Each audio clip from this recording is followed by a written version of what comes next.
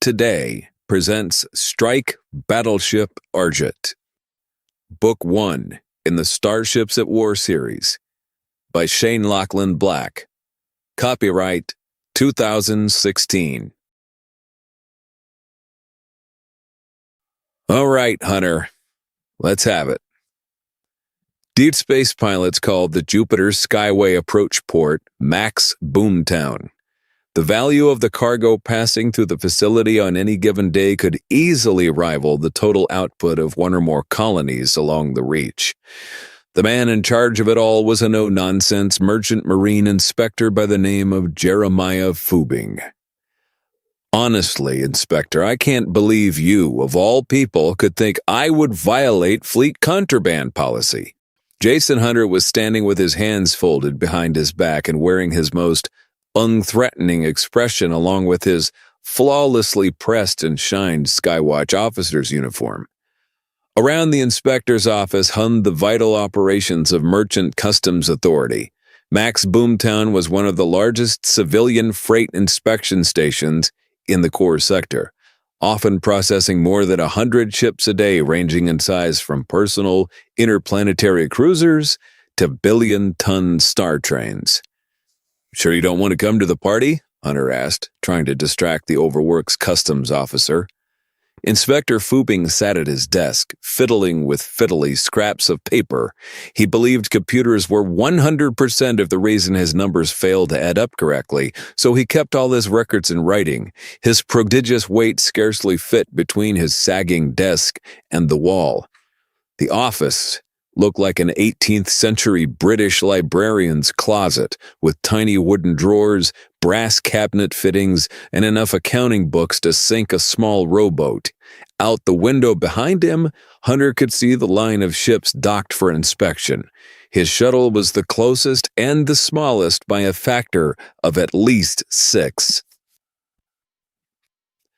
"Hunter, every time you come through here, we go through the same dance. You and I both know you're carrying illegal booze. I call you on it, you deny it. Then I have to decide if I want to send a squad of officers out to climb through your ship deck by deck looking for it. The next time I'm just going to shoot you. It's less paperwork. Get that juiced up hot rod off my docks." Fubing shoved a customs clearance into Hunter's hands and waddled towards the door, wheezing impatiently. "It's going to be a bash, Inspector. Sure you won't? Get out, Hunter," Fubing shouted across the bustling customs office. "Just one drink," he called back. "Out," the voice echoed. Moments later, Hunter spied his favorite Boomtown official. She went by the name Tissely, and she had been persuaded on multiple occasions to let the captain skate by when the inspector wasn't looking. He snuck up on her desk and appeared from behind her overhead cabinets. "Hi," Hunter grinned. "Missed me?" "You get out of here," Tissely whispered urgently. "The last time you and that creature almost got me fired." The captain was leaning over the half-height wall to look down on her desk. He picked up her tablet and flipped through the pages nonchalantly. "I see you're still reading those naughty books with the shirtless pirate captains on the covers," Hunter teased as he raised an eyebrow. "Ooh, the pirate has a tomato." Tissely ripped the tablet out of his hands and put it in a drawer. "Do I have to call security?" "Oh, don't be like that," the captain replied, reclining his chin on his arms and overdoing the smoldering look. "I was going to invite you to our party. Honora got her SAR ticket. We're flying into Scary's for a drink and dinner and maybe a little something extra. That sounds like something you would have jumped at before you turned into Tissely the worker bee." She actually hesitated, looking into the captain's dancing eyes and gazing at his sandy boyish hair for a moment and remembering how many times he was the only reason she smiled. Then she remembered the time she had to be bailed out of jail half-dressed and her expression darkened again. "I have plans." "Oh, well, I tried. Say hi to your mom for me." Hunter sauntered off. "Hey, Mike, how's the new sled?" Tissely watched as the captain greeted at least 5 more people before walking out into the soft lock. She quickly suppressed her second thoughts and went back to her rows and columns of numbers.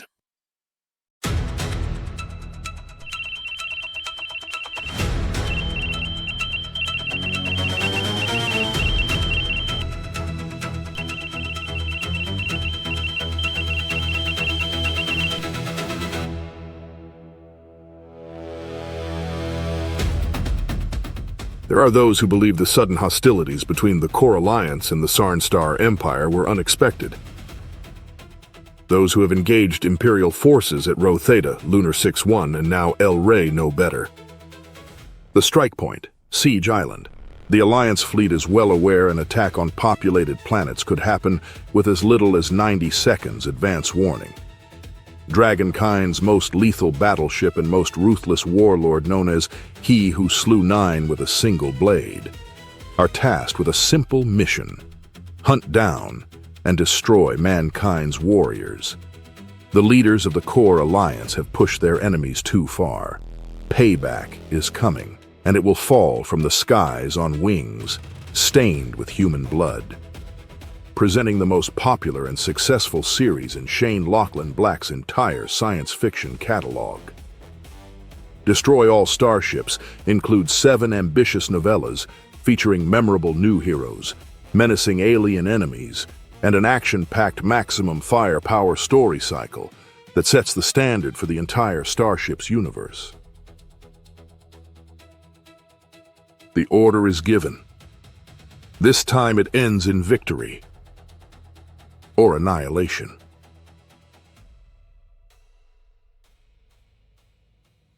Neek, what's the good word? Hutter removed his coat and stored it in the inboard bay before donning the upper half of his flight suit. Welcome aboard, Captain. Status of Command 1 is nominal. The pleasant electronic female voice responded over the ship-wide intercom. The Argent command computer's name was Dominique, but Hunter preferred fewer syllables, so it was quickly shortened to Neek. What's the weather forecast on this dark and starry day? The Jupiter primary is relatively quiet, no unusual readings to a distance of 0.1. Very good. Engage communications auto systems and begin flight checks. Hutter closed the door to Command 1's aft storage. The boxes of scotch, rum, and various brews were stacked 8 high.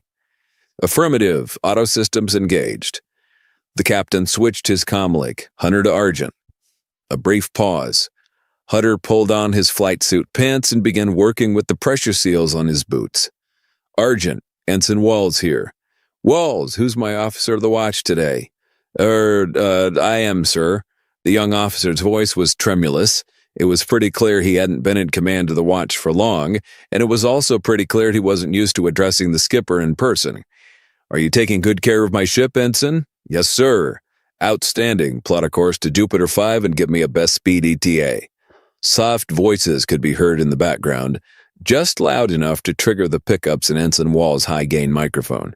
Sir, the ETA to Jupiter 5 is 9 hours safe speed. Very well, Argent. Plot your course and bring the ship about. Command 1 will rendezvous at the AutoNav beacon. On or out. After bounding into the pilot seat, Hunter expertly activated the magnetic locks on his flight harness, sealed the ship's environmental controls, and cleared the moorings. Neek was busy negotiating a departure vector, which the computer knew from experience the captain would ignore. The main idea was simply to let space lane traffic control know when Command 1 was going to rocket into the approach and blast its way free of the launch corridor. STC, this is Command 1, requesting jets and standing by. The turbine-like whine of the shuttle's mains filled the ship with the thrum of fusion-generated power. Hunter skillfully tapped out the remaining configuration commands and flexed his gloved hands as the vessel's maneuvering controls unlocked and rotated into position on either side of his flight couch. HUD readouts glowed on the inner surface of the viewport, and Hunter's tack suit stabilized pressure and life support with a cheerful, bell-like sound. Hunter activated the dock lock release, breaking the last physical connection between the shuttle and Jupiter Station. Command 1, this is Space Lane Traffic Control. Navigate departure lane 14. AutoNav is disengaged. Have a nice flight. We are free and clear to navigate, Captain, Dominique calmly announced. Affirmative, STC, Hunter replied. The sleek white shuttle pivoted weightlessly. Its pilot punched the maneuvering thrusters and blasted free of the ship line. Captain Hunter nudged the lateral flight controls. The vessel banked to starboard. He throttled the engines up to 1/4 power. His ship silently accelerated as the large controlled bank numbers indicated relative velocities spun higher. The tiny ship slid into the station's electronic launch corridor just ahead of an immense commercial freighter. Captain Hunter pinged their navigational comm frequency with a friendly greeting before pulling away into open space. Chapter 3. The newest crop of hotshot officers readily agreed there was something almost magical about the way modern warships were constructed.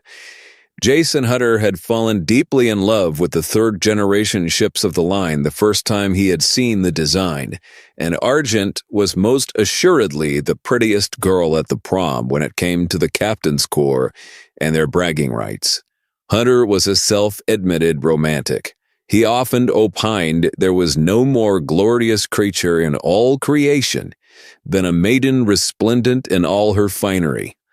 This was usually interpreted by colleagues and rivals alike as a fanciful metaphor for the unblemished Citadel-class hull 740. Command 1 approached the enormous weapons platform from her port quarter. He tapped the transponder indicator with a gloved finger in the Academy-approved manner to make absolutely sure his shuttle was transmitting multi-frequency encrypted friendly signals on all of Argent's pickups. He knew what his baby was capable of if she detected an unauthorized scanner contact inside her command zone. And he knew well the only thing worse than being vaporized by your own ship's point defense was knowing that your ship had opened fire on 18 cases of 30-year-old scotch. Green and white running lights glimmered. A ship of the line was a vessel engineer's expression of sheer power. The shape was meant to convey an intimidating potential for destruction. Her formidable engines, mighty main batteries, and lithe energy weapon emplacements were breathtaking, even for someone not acquainted with the design genius. The soaring main hull gave the enormous vessel a majestic profile. Her sweeping triple flight decks were as innovative as they were formidable. Hunter's ship could launch and recover squadron after lethal squadron of smaller ships, ranging from deep space fighters to surface Vex. Argent was brand new. There were some inboard spaces where crew recruits swore if they could still smell new paint. Some of the officers had to admit they had never seen so much expensive hardware in such pristine condition all in the same place before. Hunter had made a point of walking the decks and visiting every compartment, berth, and space within hours of receiving orders to take command. He knew a 23-year-old skipper already had his share of challenges to overcome. Breaking tradition would be nothing more than tempting luck, and all captains, young or old, knew one thing about Skywatch duty. Luck was at least as important as everything else put together. Hunter had his enemies. At least 3 flag officers directly opposed his rapid promotions, but when faced with the realities in his jacket, that gleaming Sky Shield Legion decoration on his uniform, and his short, fiery billet as flight leader of Yellow Jacket 9, where he became the first ace fighter pilot under the age of 20 in fleet history, even the most shrill objections were inevitably quieted. What he had was the respect of the men and women he had fought with. There were some things even Skywatch Academy couldn't teach, and there were some collars where a captain's insignia belonged, age be damned. There were also some ships that needed a crew up to the task of following a captain, like Jason Hunter, into battle. The officers that recommended his promotions had high expectations, and Hunter knew that no matter how accomplished his crew became, he needed even better officers. Reassembling those officers was the captain's current mission. After expertly landing Command 1 on starboard flight deck 3, Hunter powered down and disengaged the shuttle's controls. The atmosphere normalized, and the environmental computers balanced pressure between the shuttle interior and the crowded, magnetically sealed 7-acre flight deck before the airlock indicators switched to green. Hunter's comlink went live, and the familiar voice of the ranking crew chief sounded from the omnidirectional crystal speaker in the captain's uniform collar. "What have you got, Skipper?" "I've got the hard stuff, Chief." Hunter punched the hatch interlock and opened the shuttle's side door. Duncan Buckmaster was always a welcome sight. He was at least twice Hunter's age, with the service stripes to prove it. Within an hour of learning the captain had requested his assignment to one of the most prestigious commands in the entire line, he had become Hunter's staunchest ally. The speed with which he shaped up the Argent's flight crews was the stuff of legend. He was 3 weeks away from mandatory promotion to Master Chief Petty Officer, the highest non-commissioned Skywatch rank.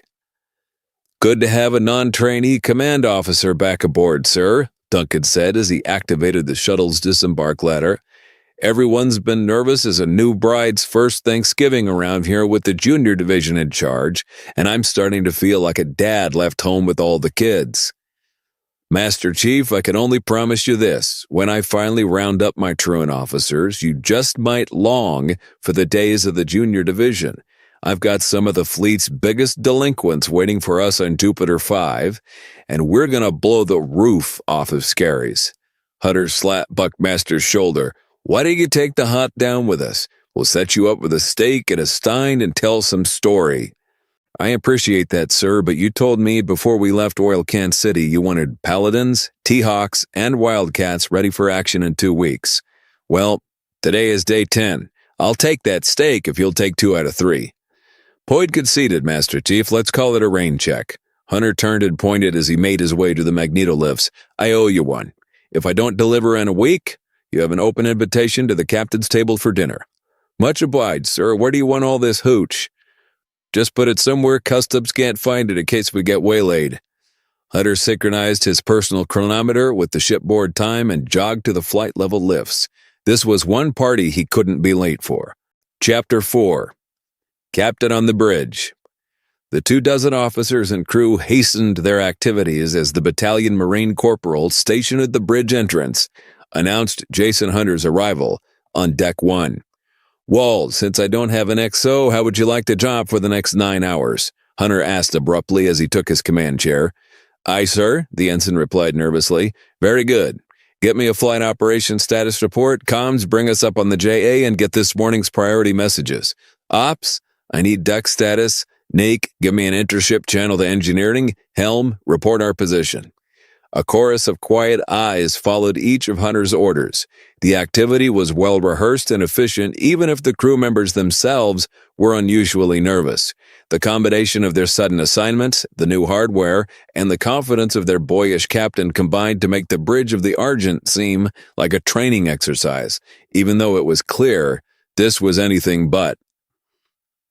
"Our position is 290 miles, bearing 131 Mark 60 relative to the Boomtown Tower. Course plotted for Jupiter 5 and on the board. ETA, 8 hours, 53 minutes. Hunter waited an appropriate interval while the activity bustled around him. He pretended to check items off a tablet before he spoke. "Well done, Ensign." Walls almost blushed. "Thank you, sir." "Do as fine a job getting me that flight status, and you'll be on your way to an official XO's command." The ensign startled himself out of a self-congratulatory haze and turned back to the wraparound display of the vessel's delicately mapped, scrolling flight deck operations status reports. "Intership channel open," Dominique replied. "Madison and the boilers lit?" "Like jack-o'-lantern, sir," came the snappy reply. "Outstanding. Can you give me best speed 4x4? And then some, sir." "Very well. Stand by to engage the mains. Bridge out." Operations reports deck status 1 through 34 green. Crew secured for all flight modes. The operations officer could have easily passed for a recent high school graduate. In fact, the more Hunter thought about it, he realized she probably was precisely that. "Helm, engage main engines and stand by to navigate." "Aye, sir. Helm answering, mains at your command." The comms officer spoke up. "I have one priority message, sir.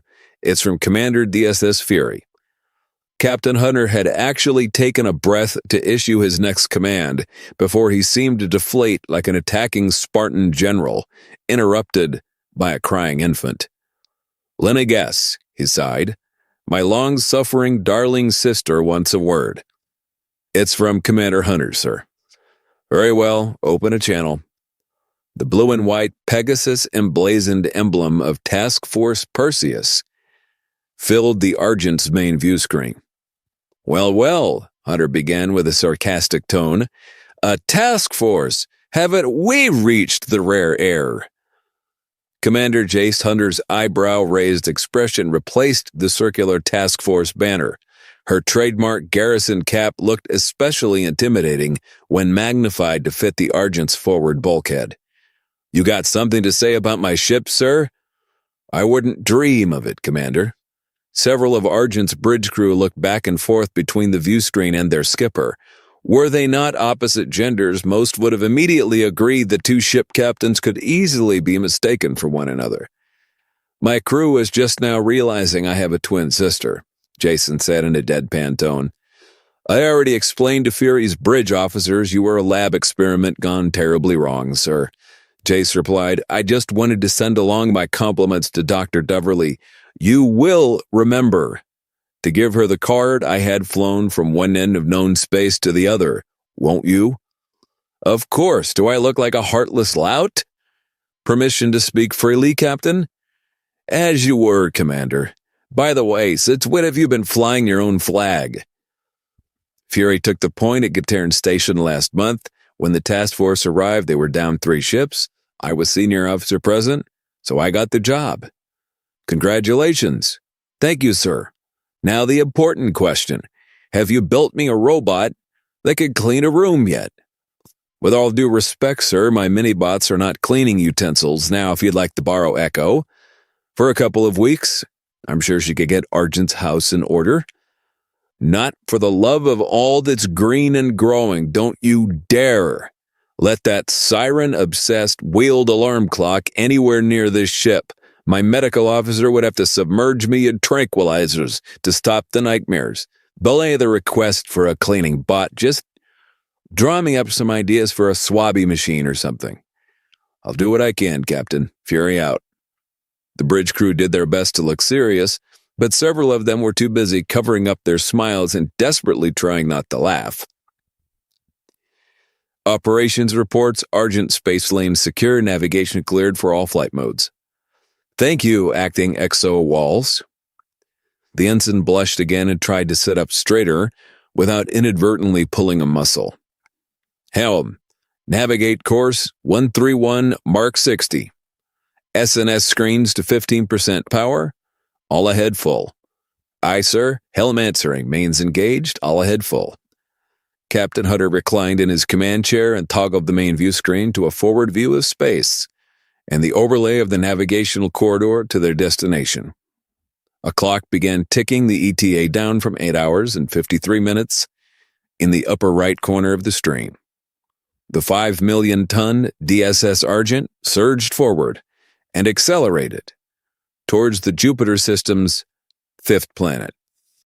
Jason Hunter walked into Scary's Bar and Grill like Bill Russell walking into Boston Garden.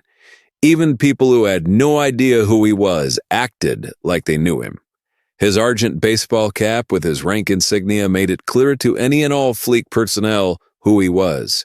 And although technically regulations didn't require them to salute off-duty, many did anyway, just out of respect for his brief but colorful reputation as a pilot, flight leader, and now battleship captain. He smiled and greeted everyone warmly, as if already celebrating a big victory. It made people feel like they were participating in the mystique.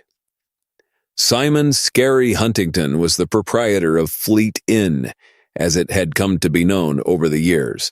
The proximity of Jupiter Station made the establishment the obvious stop-off point before ships moved on to deliveries, other assignments, or back to Jupiter to pick up ships that couldn't be inspected right away. Huntington's nickname came from his tall, gaunt appearance and shock of black hair.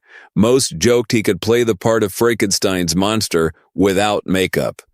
That didn't stop him from doing himself up as a monster every Halloween, of course. Nevertheless, he was often the most human-looking creature in the building.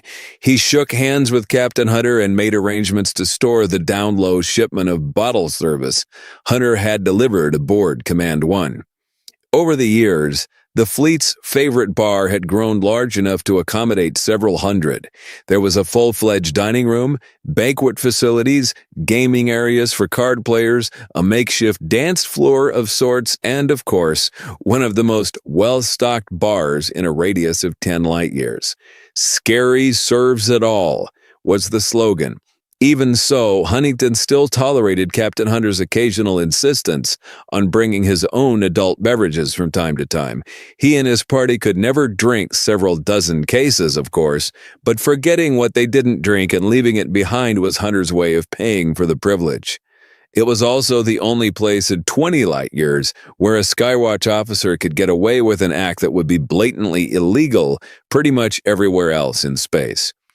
Jupiter 5 was officially neutral under interstellar law.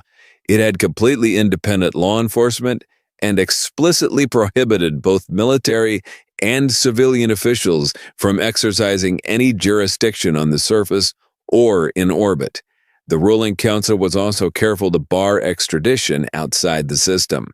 Aside from its own governance, the only law that functioned on Jupiter 5 was bounty hunting, which was also illegal but rarely enforced absent an extraordinary lack of discretion. There were 3 tables reserved for the Argent party. Hunter had barely slid into one of them and ordered his trademark drink, in an old-fashioned glass, from his own reserve, when an attractive, skimpily dressed young woman poured herself like honey on his lap and put her arms around his neck. "You never call." The girl's piercing blue eyes were painted with flawless black mascara and light green highlights. Her pouting expression gave her a kittenish look, and her long feather-decorated, brandy-colored hair added just the right touch. She was toned and tight and seductively curvy in all the right places. She wore a black and brown tactical harness tailored to reveal all the smooth, caramel-colored skin possible. It was decorated with a number of ominous insignia and set off by a pair of skin-tight tracksuit pants that hugged her shapely form in ways that were flat-out unfair. She was also armed with at least 3 weapons, 2 of which Hunter guessed were illegal.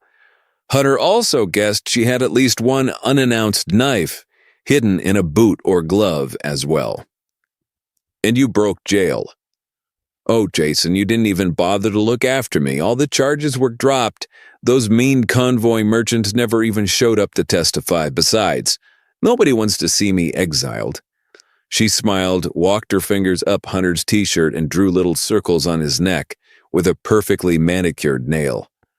"Last I checked, you and that gang of yours were facing 6 dozen counts of piracy. You wouldn't have been exiled, you would have been thrown to the wolves. You wouldn't let that happen, would you?" She blinked and focused her gaze directly into Hunter's eyes. "If you didn't have me to chase, whatever would you do for fun?" Her lips were scarcely a few millimeters from his. He noticed the mesmerizing scent of her alluringly understated perfume. "Next time I'll just lock you in my brig, Cerelia." She gathered her shoulders together and snuggled as if wrapping herself in a warm blanket. "As delicious as that sounds, it would put a bit of a crimp in my style." She gave Hunter a mocking, pouty frown. "Hey, this is a family bar!" Lucas Moody shouted.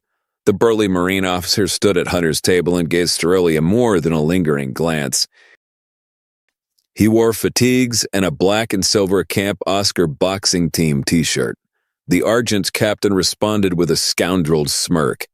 "Major, I don't think you've ever been properly introduced. This is Cerelia L'Orleans. She's wanted for piracy, bootlegging, smuggling, claim jumping, and just about everything else in the core system's interstellar code, short of insurrection.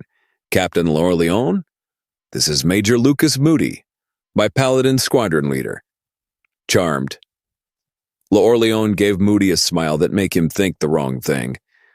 "Captain," he replied with a textbook courteous nod, Then he glanced at Hunter, who offered him no clues on what to do next. To avoid any uncertainty, the Major chose to take a seat and grab a bowl of mixed legumes and crackers, making a point of not looking in Hunter's direction. "I'm also wanted for kidnapping," Cerelia purred, lifting her knees together and giving Hunter a squeeze. "You haven't killed anyone, have you?" he asked with a raised eyebrow of his own. She nuzzled Hunter's ear with her lips and whispered, "Far as you know." She slid off his lap and gave him a teasing look over her shoulder. Hunter leaned sideways, playfully tried to swat her backside, and missed. "Cross the line, Captain. I'm going to lock you up." "Oh, I can't wait. See you out there, Captain," she giggled.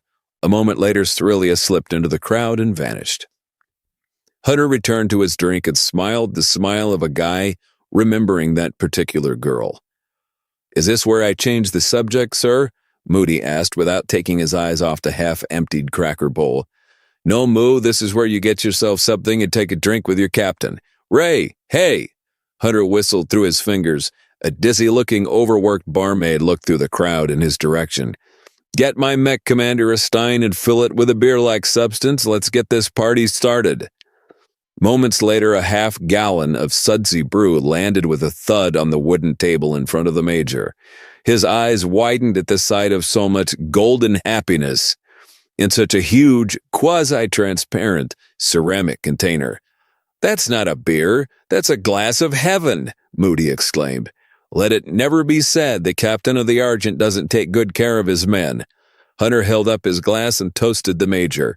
Moody responded in kind, and the two officers took matching swigs. Jason's internal radar snapped on. He had heard something, but was still trying to separate it from the surrounding noise when Major Moody rose from his seat and looked across the room. Hunter stood. Although he wasn't quite as tall as the imposing Marine officer, he could still see two Skywatch personnel engaged in what looked like some kind of altercation at a table filled with drink glasses and snacks and surrounded by a dozen more Skywatch NCOs and crewmen. A junior lieutenant was standing over an exhausted-looking man who was wearing the distinctive uniform of a Skywatch petty officer. It didn't look like a healthy conversation to Jason or Lucas. Hunter made his way through the crowd and arrived at one end of the table just in time to hear the lieutenant shout the word, "Hey!" as if trying to get the petty officer's attention. Lucas walked up behind the lieutenant and scanned the table. He rapidly concluded all the present ranks combined wouldn't add up to enough authority to change the thermostat. Hunter remained quietly in plain view as he observed and noted the officer's tone of voice. The word badgering came to mind. The NCO looked close to unconsciousness, head bent towards the table. Major Moody took another look around. It reminded him of a room full of frat guys halfway through a keg. One of them started to light a cigarette. The Major had had enough. "Attention on deck!" The only thing that broke the relative silence that followed was the dish that tumbled across the floor, scattering crumbs and broken crackers everywhere. 17 people stood at rigid attention. More than a few of them had narrowly avoided involuntarily relieving themselves at the sound of the Major's command voice. Pale, straining faces stared straight ahead. Hunter watched as the petty officer tried to get to his feet and caught the man just before his buckling knees let him drop to the floor. Jason helped him back to his chair and tried to lean down to see the man's face. "Petty officer, are you all right?" "I'm at the tail end of a 40-hour run, sir. Permission to stand at ease." Hunter looked up at the Major. "Why don't you take a couple of days' liberty on me, petty officer, and get some rest? You look like hell," Hunter said. "Thank you, sir. I will, sir." His voice sounded like it required most of his remaining strength to speak. Hunter stood and directed his attention to the lieutenant. "How does that sound?" The petty officer was absent without, "I don't care what the problem was, mister. You all start from one again in 2 days. Is that clear?" "Yes, sir." "Very well. Carry on, Lieutenant." Moody took another look around with glaring eyes. Then he gave the order to stand down. The two officers returned to their own table. By the time Lucas had wiped the suds off his upper lip from his next swig, a strangely quiet girl was rounding Hunter's table. In her hands was a small, blinking electronic device of some kind. She was oblivious to everything else in the room, but she did take a seat at Hunter's table. "Ely," Hunter said pleasantly. The girl nodded. She was dressed in a Skywatch senior lieutenant's uniform with a rare red and black orbital combat engineering patch insignia on one shoulder, and several decorations it would have taken most officers at least one or two glances at the medal book to identify. She wore a garrison cap similar to Hunter's sister, and had longish white hair. She went back to fiddling with her little blinking toy. "What can I get you?" "Earplugs." Moody grinned. "How about a drink?" She shrugged. Hunter gestured and whistled again. Moments later, a festive, brightly colored drink was placed in front of the young woman. She ignored it. "Dr. Duverly, I presume?" Standing before Hunter in an impeccably pressed Medical Corps commander's uniform was an attractive, auburn-haired young woman. Her expression was pleasant, but it was clear from the look in her eyes she was possessed of a formidable intellect. "Jason, it's so good to see you again," she replied graciously. The two officers hugged each other like long-lost friends. "Oh, before I forget and encourage my lovely sister to have me court-martialed here." Jason picked the card up from the table and gave it to Honora. She opened it and smiled as she read the greetings. "Oh, this is wonderful, thank you," she gushed. "I'll send a communique the very next chance I get." Hunter noticed the new gleam of the coveted golden search and rescue badge on Honora's uniform. The training the device represented was among the most feared and respected in the fleet, second only to special warfare training. Major Moody greeted her with an overwhelming bear hug. "Glad to see you, Doctor." Hunter was busy greeting more acquaintances while Yili shook Honora's hand and smiled. It was the first time the lieutenant had looked up since arriving. The doctor put down her things and took a seat at the female side of the party's head table before quietly ordering a glass of white wine. Yili still hadn't touched her drink. She was far too engaged with her mechanical distraction.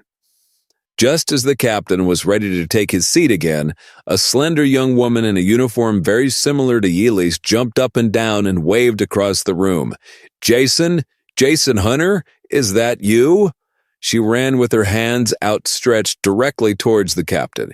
He had just enough time to recognize Zoni Tixia before she jumped into his arms and the two spun in circles with their feet lifted off the floor.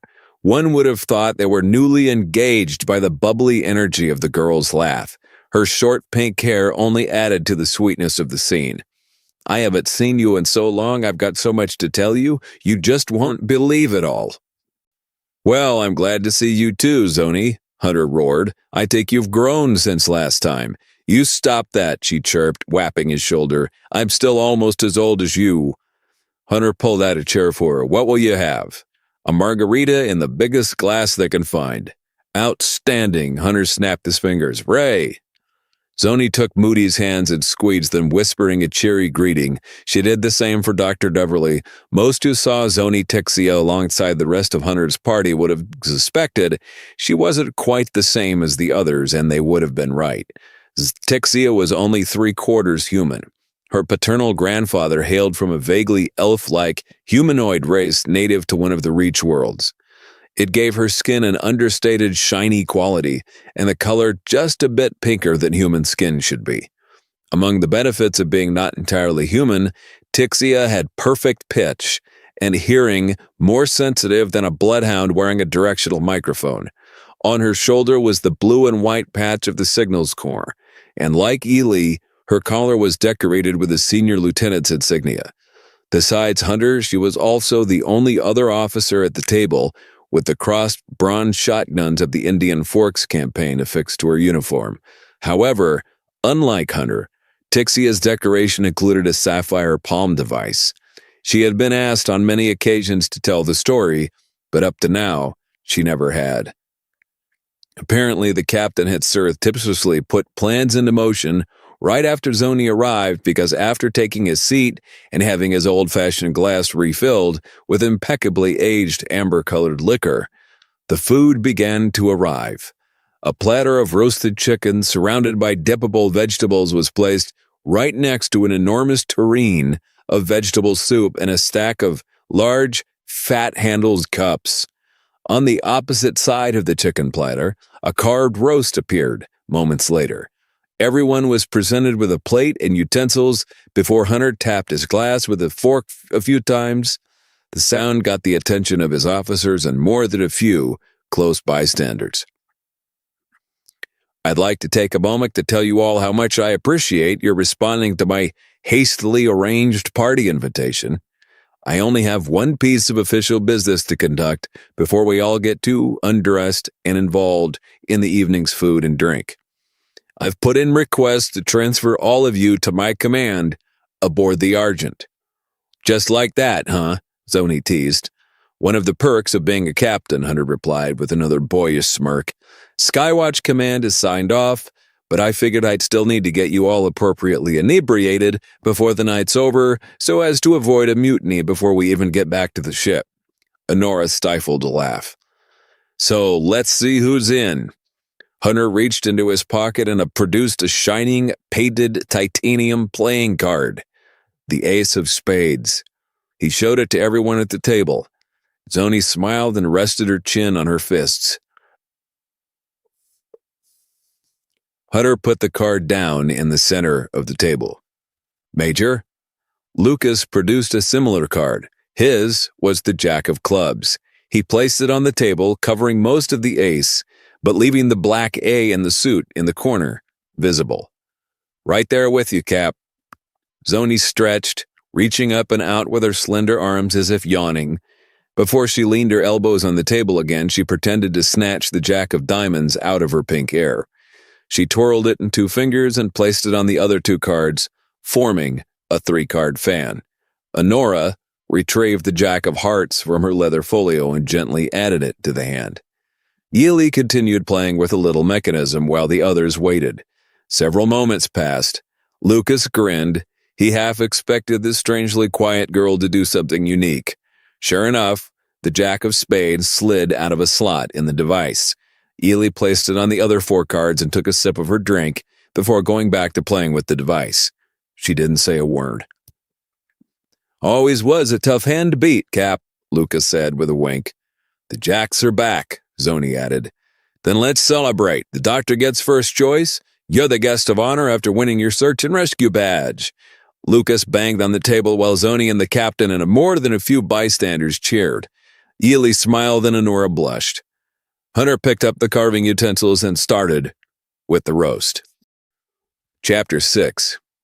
Roaring laughter punctuated story after story from all 5 members of the Argent's newly minted officer corps. More than a couple Skywatch non-coms and plebs asked Commander Deverly for her autograph. Lucas showed off the titanium poker hand they had made for themselves during their tenure as Yellow Jacket pilots.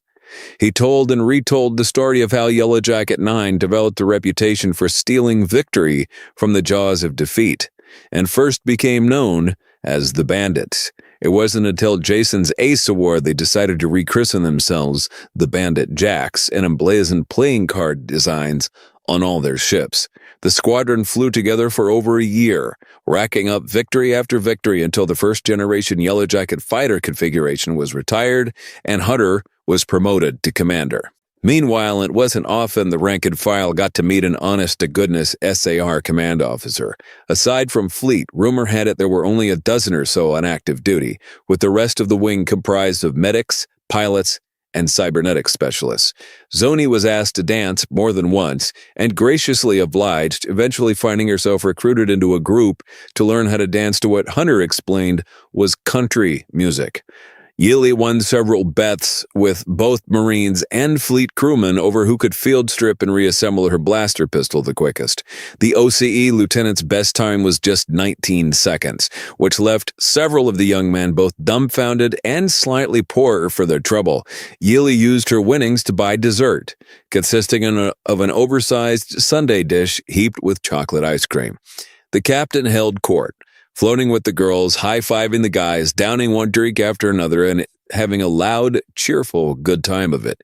He would often interrupt the revelry to make an announcement while pointing to one of his officers, which would result in another cheer going up while the assembled all raised their glasses and enjoyed another drink together. Hunter's comlink alert went off. The sharp red light was instantly noticeable even in the crowded bar. A moment later, an all-business Skywatch officer appeared at the table. "Captain Jason Hunter?" He looked up at the young brunette. She was obviously not here for the party. "That's me," Hunter replied with a grin. She saluted and handed him a sealed transmittal chip. "I have new orders for you, sir." The captain took the lot container and looked at her with a confused expression. She saluted again. He returned the gesture before she turned on her heel and left the bar. He fumbled with the channel selector on his comlink. Finally, the indicator switched over. "Argent Captain. Hunter here. Sir, ComSat reports reception of a 16-part scrambled flash message on fleet priority frequency keyed to your identifier. Code 00 Black. I say again, code 00 Black." Zoni was already at his side. Lucas put his arm around Hunter's shoulders and cradled his half-empty stein. "What do you got there, Cap?" "That's a disaster signal," Zoni said quietly. A moment later, her comlink lit up. Moody pulled a buzzing handheld radio out of his pocket and checked the readout. Then Yili's communicator started blinking. Honora was already in communication with someone on her headset. The music, laughing, and dancing continued around them, but for the 5 senior Skywatch officers, the world had changed in the space of only a few seconds. "I think the party's over, Major." Chapter 7. Less than 60 seconds after the communication from the Argent Bridge, the bandit jacks were racing through an abandoned fuel station terminal. They had only moments to gather what they had brought with them. Hunter made the decision to try and find a shortcut through the darkened and supposedly secure facility, and he was cursing himself every step of the way now that the clock was ticking. Command 1 was less than 200 yards away, but every time they turned in the right direction, they found a locked door. "Walls, I want you to listen to me very carefully. Remember when I said you were on your way to a real command? Well, this is it. Signal emergency condition 2. Notify engineering, I want all the fires lit. Alert section chiefs, I want to muster the crew on flight deck 1, 30 minutes after we hit the jump gate. Acknowledge." "Affirmative, sir. What is your status?" "We will board Command 1 in 3 minutes and rendezvous with Argent on your next orbit. Hunter out." The ad hoc landing party rounded another corner and found stacked metal boxes in front of twin warehouse doors. "Blocked again," Moody shouted. He put his hands on his knees and tried to catch his breath. "I don't believe this," Hunter barked. The sound echoed in the abandoned hallways. The others stood hesitantly for a moment before Yili wordlessly took action. She drew her blaster, turned it sideways to change settings, and then took aim. "Wait, what do you—" The percussive sound and searing bright light shook the small side corridor, like a metal cabinet falling down a flight of stairs. The engineer fired again and again, tearing huge, fiery holes in the empty containers as one bolt of reddish energy after another exploded through the tangle of debris. Within seconds, a 6-foot ragged exit had been torn in the doors. Molten steel dripped from its edges. "Well, I suppose that's one way to do things," Hunter quipped. "If you can't find an unlocked door, make one."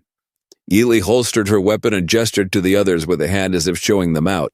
Hunter stepped over the sharp, hot pieces of wreckage as quickly as possible. The others followed. Once past the loading doors, the group ran across the tarmac through the night air. Cold lights glowed from the corners and roof lines of the buildings. In the distance, they could still hear the music from Scaries.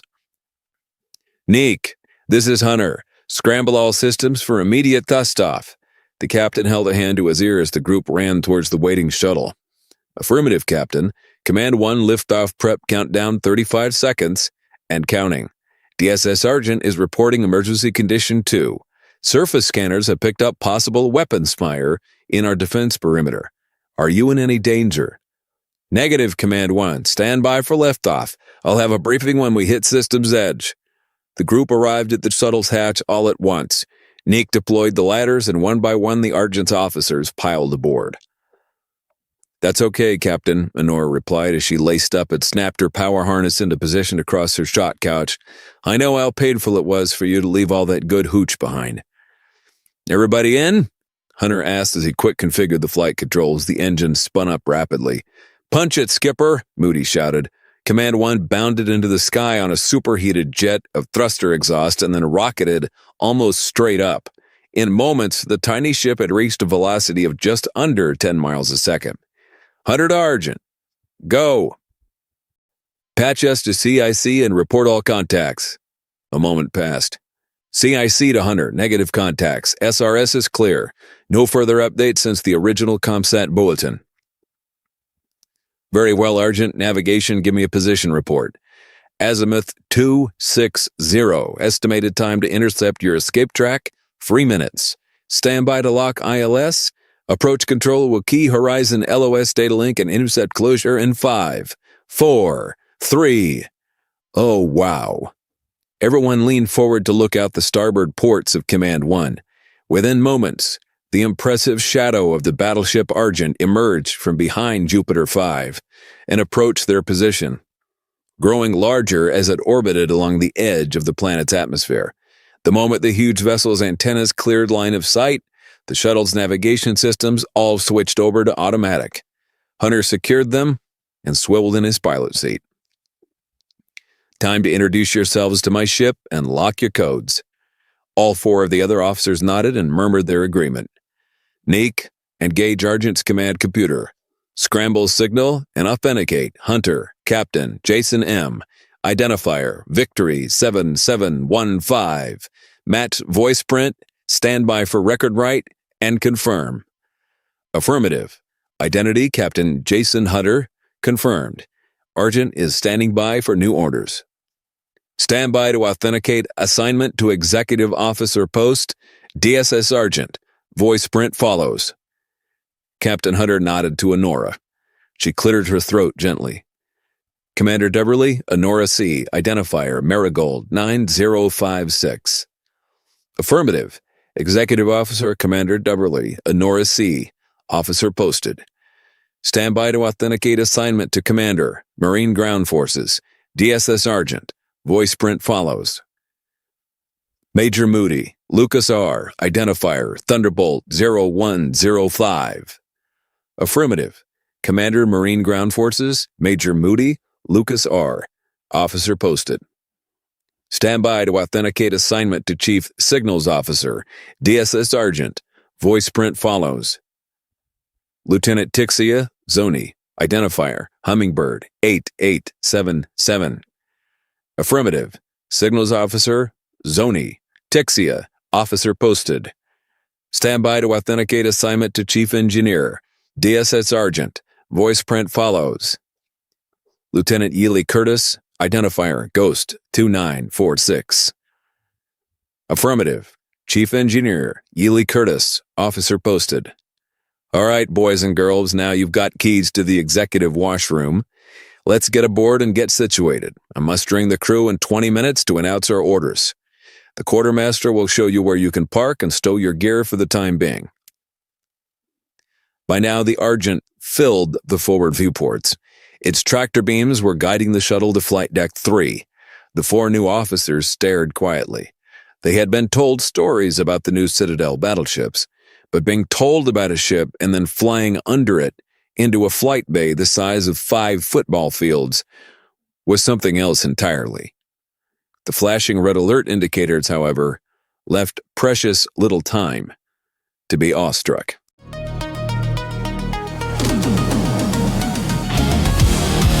If you're new to my channel, I write books. A lot of books. In fact, you're probably listening to one of my books right now. I wrote so many books, other bookstores couldn't keep up. I have over 2 million words in print. Action-packed science fiction, exciting fantasy, addictive gamelit, you name it. I wanted to do more, so I moved all my books to my store.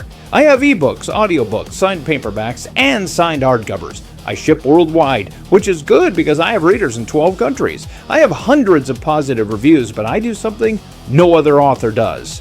If you buy any digital book from my store, you get a code, but it isn't just any code. You give it to a friend, and when they redeem that code using the keyword in this video's description, they get the same book you bought absolutely free. Every digital title qualifies.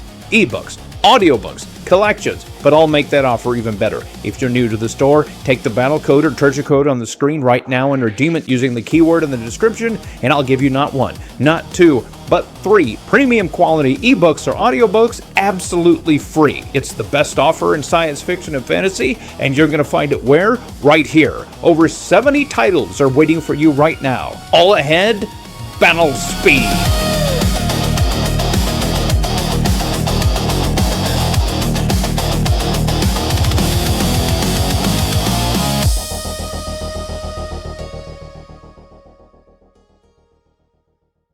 Chapter 8.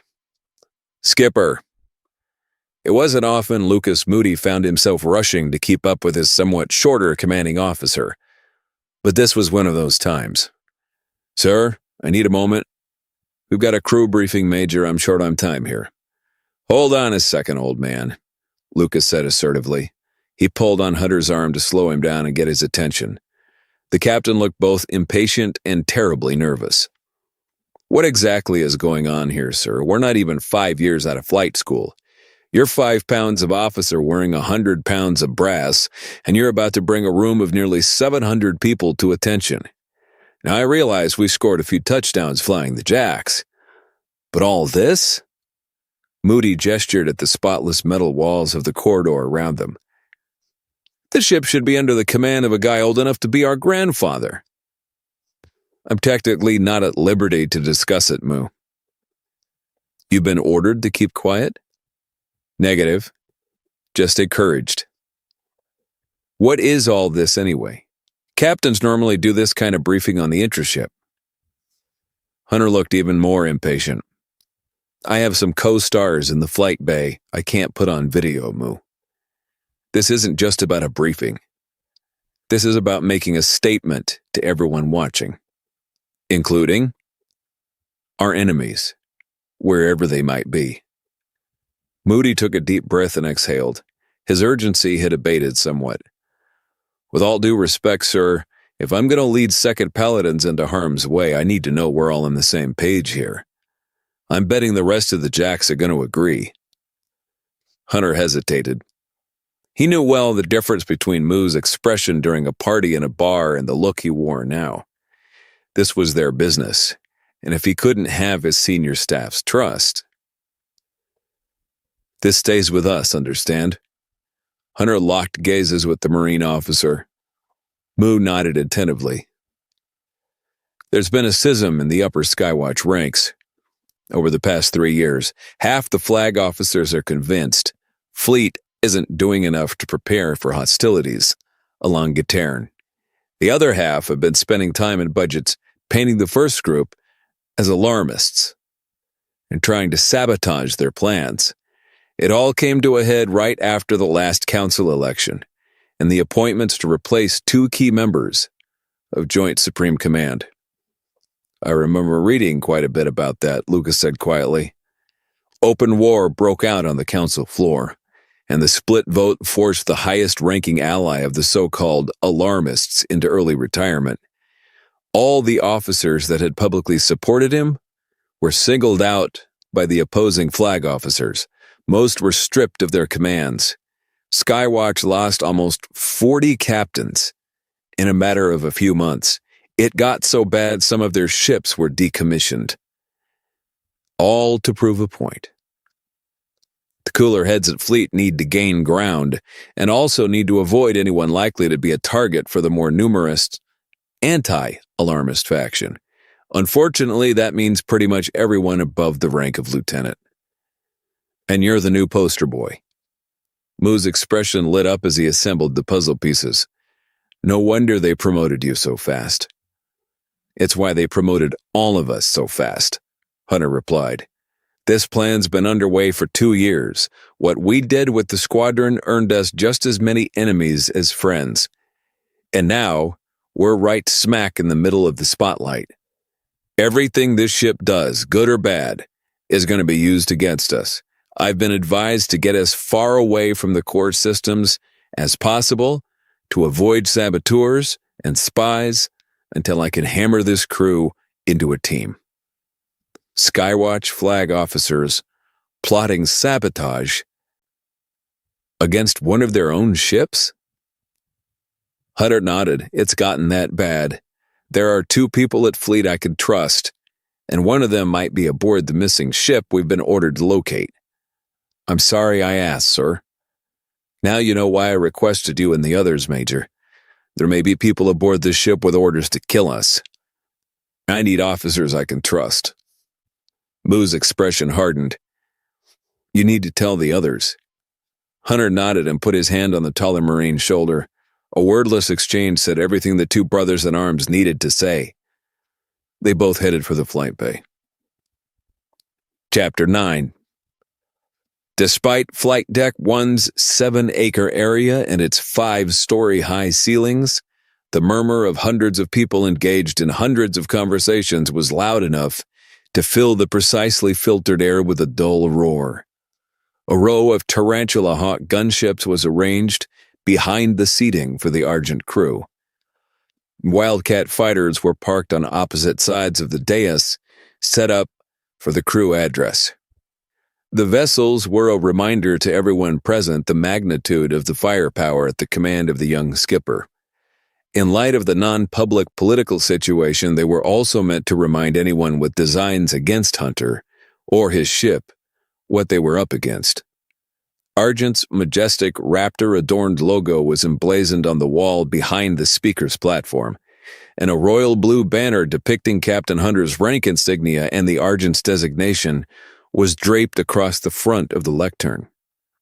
At the precise moment the briefing was set to begin, the Marine sergeant stationed at the egress hatch closest to the platform barked the command to come to attention loud enough to pierce the noise. The abrupt sound of an entire battleship watch snapping their heels together exploded like a rifle bullet and echoed twice. It was suddenly quiet enough to hear Captain Hunter's footsteps on the deck. He arrived at the lectern and set down his tablet.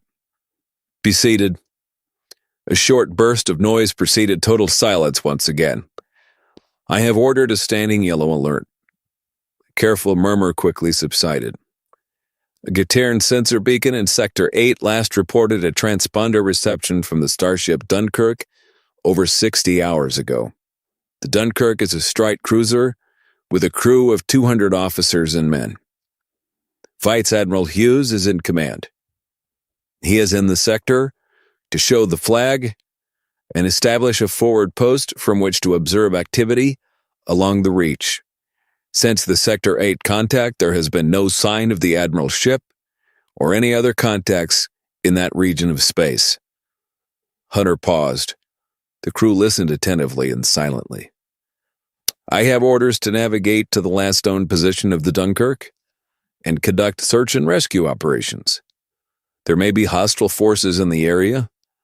We are authorized to defend ourselves in friendly vessels. We will enter Gitairn space in approximately 28 hours. Between now and then, our new department chiefs will schedule 4 sets of combat readiness drills, 1 for each watch. The captain closed his tablet. I realize we're still a shakedown ship with a shakedown crew, but I expect all of us to perform to the best of our ability. This is a battleship. Let's make sure nobody forgets it. The sergeant barked again and the crew returned to attention. Hunter gathered the items off the lectern and stalked off the platform. Have the senior staff assembled in my inboard cabin in 10 minutes. Aye, sir, the battalion marine replied. The captain stalked down the corridor. The rest of the story is only one keyword away. Visit jumpline.click in your browser. New keywords are activated every day. Get access to our entire catalog of science fiction, fantasy, and gamelit.